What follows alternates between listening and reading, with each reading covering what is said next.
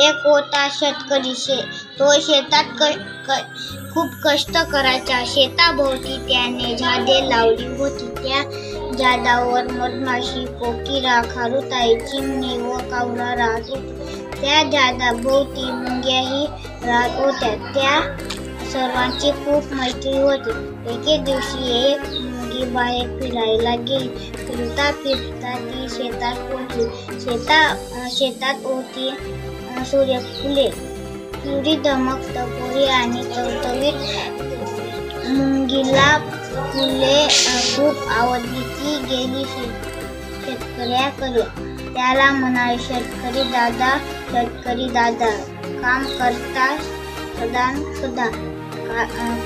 करणार या का यंद फुलांचा धंदा.